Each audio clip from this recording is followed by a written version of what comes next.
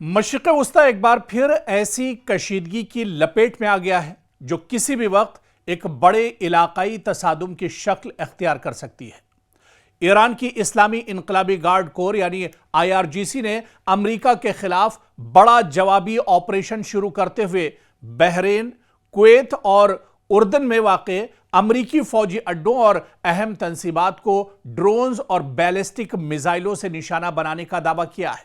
यह हमले ऐसे वक्त में किए गए जब गुज़िश्ता 2 रातों से अमरीकी सेंट्रल कमांड यानी सेंटकॉम ईरान के अंदर गहराई तक ईरान के कई शहरों पर फजाई हमले कर रही थी।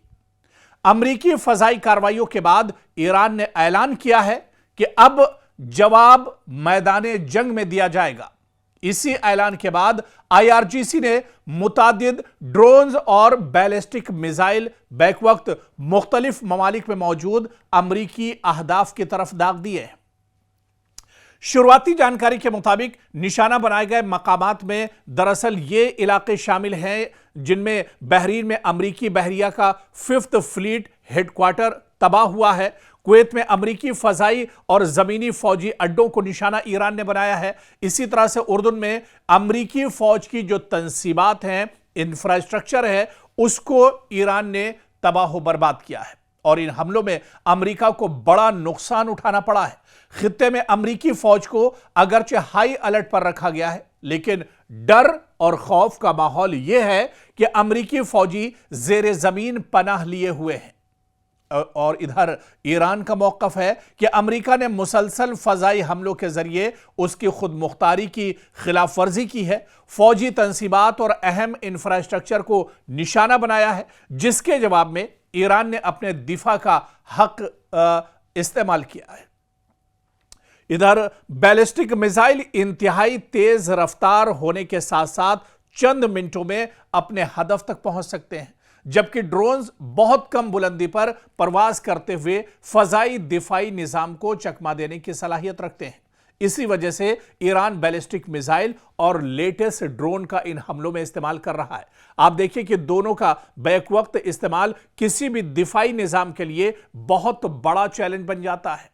और इस कशीदगी से सिर्फ ईरान और अमेरिका ही नहीं बल्कि यह पूरा खित्ता, इससे पहले की भी रिपोर्ट में जिस तरह से हमने आपको बताया डिटेल में कि यह पूरा खित्ता, पूरा रीजन जो खलीज अरब ममालिक है या पूरा जो खलीज है, यह दरअसल पूरा खित्ता मुतासिर हो सकता है, या यूं कहा जाए कि यह पूरा खित्ता बुरी तरह से मुतासिर है। और इस खित्ते की अगर बात करें तो इनमें चाहे बहरीन की बात करें, कुवैत की बात करें, उर्दन, इराक, कतर, सऊदी अरब, मुत्तहिदा अरब इमारात, दरअसल इन ममालिक में अमरीकी फौजी अड्डे मौजूद हैं।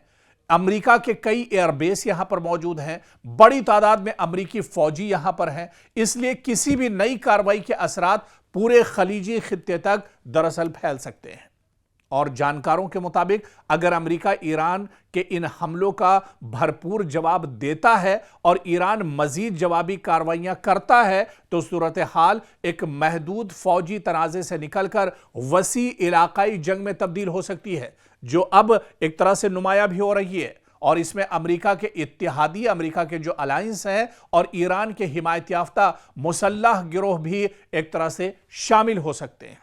आप देखिए कि इसके असरात क्योंकि सिर्फ इसी खित्ते पर नहीं बल्कि पूरी दुनिया पर अब पड़ते एक तरह से नजर आ रहे हैं। यानी जंग का दायरा अब बढ़ रहा है, जंग का दायरा वसी हो रहा है और यही वजह है कि जंग अब इस खित्ते में पूरे मशरिक़ वस्ता तक फैल रही है और पूरे मशरिक़ वस्ता में जहां जहां अमरीकी मफादात हैं उन्हें ईरान लगातार टारगेट कर रहा है।